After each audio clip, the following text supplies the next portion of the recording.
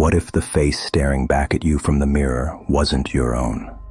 What if every reflection held a secret, a presence watching, waiting, remembering? The Harlow family thought they'd found their dream home, a beautiful Victorian estate at an impossible price. But some houses remember, and some mirrors never forget. This is the story of what happens when the dead refuse to stay hidden, when reflections become doorways, and when the truth in the glass is far more terrifying than any lie. The Harlow family arrived at 1847 Ashwood Lane on a gray October afternoon. Sarah and Michael, along with their two children, Emma, age 9, and Tommy, age 6, stood before the towering Victorian mansion, their breath visible in the crisp autumn air. The house loomed against the overcast sky, its peaked roofs and ornate trim work speaking of a bygone era of elegance. "It's even bigger than in the photos," Sarah whispered, squeezing Michael's hand. They'd gotten the house for a fraction of its value, the realtor explaining only that the previous owners had left suddenly and were motivated sellers. Red flags that the Harlows, desperate to escape their cramped city apartment, chose to ignore. As they crossed the threshold, carrying boxes and dreams of new beginnings, none of them noticed the mirrors. Dozens of mirrors in every room, covering nearly every wall. Ornate gilt frames, simple wooden borders, floor-length panels, all perfectly clean, not a speck of dust, despite the house standing empty for 2 years. Emma noticed it first. On their second night in the house, she was brushing her teeth in the upstairs bathroom when she saw movement in the mirror, but not her own. Behind her reflection, in the mirror's version of the hallway, a woman in an old-fashioned white nightgown stood perfectly still, watching. Emma spun around. The hallway was empty. When she looked back at the mirror, the woman remained, now slightly closer, her face pale and expressionless. "Mom!" Emma screamed. Sarah rushed in, but by the time she arrived, the mirror showed only Emma's frightened face and the empty hallway behind her. "There was a woman," Emma insisted, trembling. "She was right there, in the mirror, but not in the real hallway." Sarah examined the mirror, saw nothing unusual, and chalked it up to an overactive imagination in a new, creaky old house. "It's just your mind playing tricks," she soothed, though something about the mirror's surface made her uncomfortable. The glass seemed deeper than it should be, as if you could fall into it. That night, Emma slept in her parents' room. The incidents multiplied. Tommy saw an old man in a suit watching him play from the mirror in the living room, a man who cast no shadow in the actual room. Michael, working late in his new home office, caught glimpses of children running past in the reflection of his computer screen, which hung opposite a large wall mirror. Children in old-fashioned clothes, laughing silently. When he turned to look, only empty space. Sarah began avoiding the mirror in their bedroom, the way it sometimes showed their bed occupied by 2 figures lying still, even when she and Michael were downstairs. The family started covering mirrors with sheets, but it didn't help. The reflections appeared in windows, in picture frames, in the dark screen of the television. "We should leave," Emma pleaded at dinner one night, 4 weeks after moving in. "There's something wrong with this house." But they couldn't afford to move again. They'd sunk everything into this place.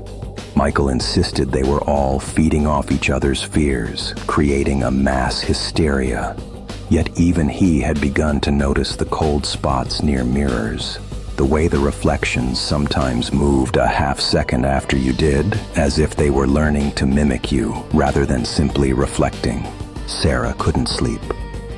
At 2 in the morning, she found herself in the local library's archive section, searching for any history of their house. What she found turned her blood cold. 1847 Ashwood Lane had been the site of a murder-suicide in 1923.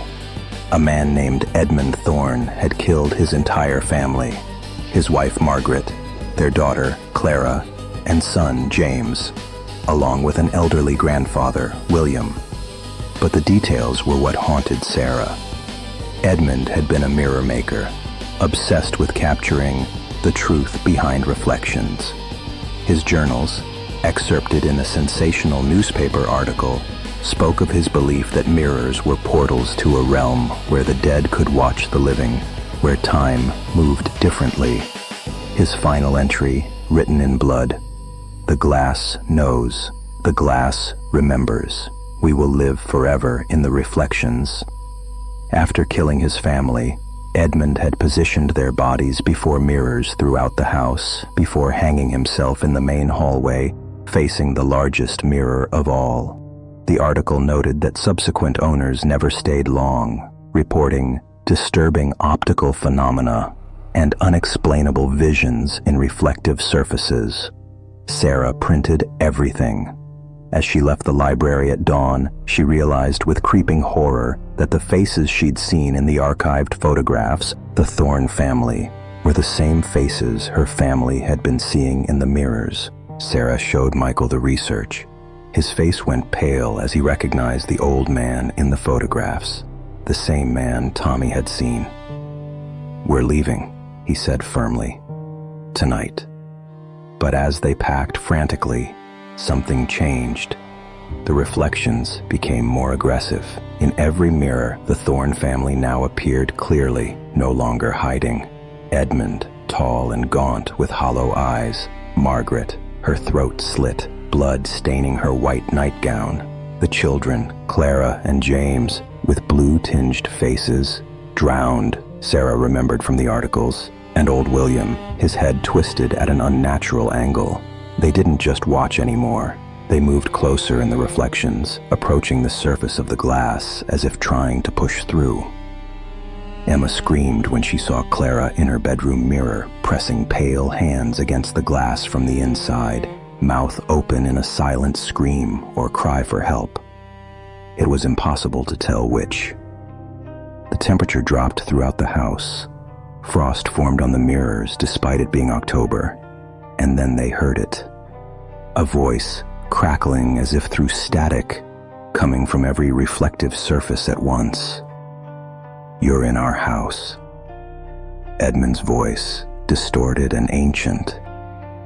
"You're living our life. The mirrors remember. The mirrors have always remembered.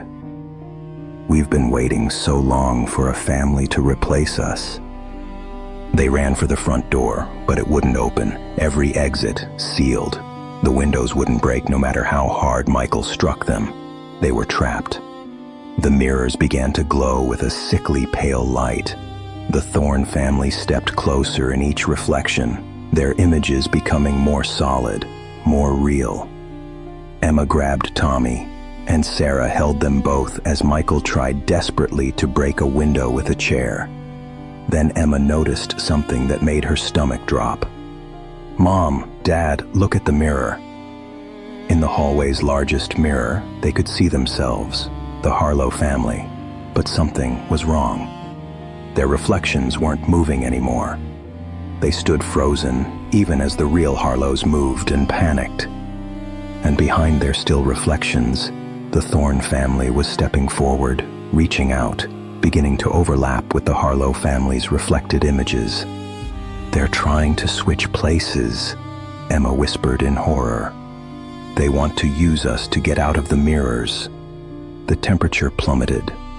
Their breath came in clouds, and one by one, the reflections of the Harlows began to smile, but their real faces showed only terror. The transformation happened in seconds.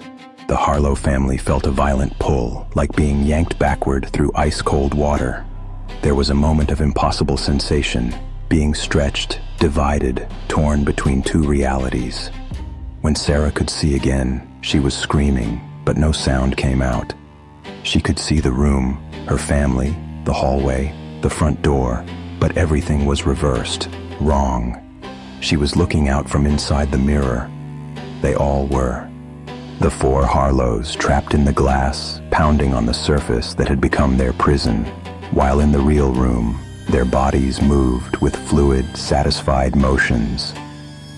The Thorne family, now wearing the Harlows like skin suits, stretched and smiled with their new faces. Edmund, in Michael's body, unlocked the front door with ease.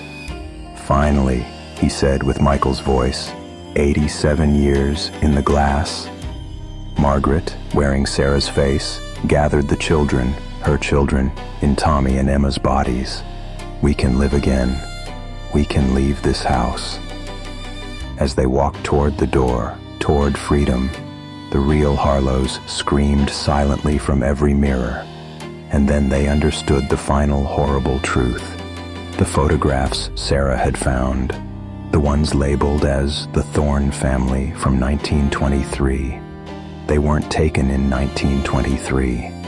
The clothing was wrong, the photo quality too advanced for that era. Someone had mislabeled them. Those photos were from 1989, of the Patterson family, the previous owners. And before them, the photos from 1956 showed the Kingstons. The mirrors never forgot, but they also never stopped. The cycle never ended.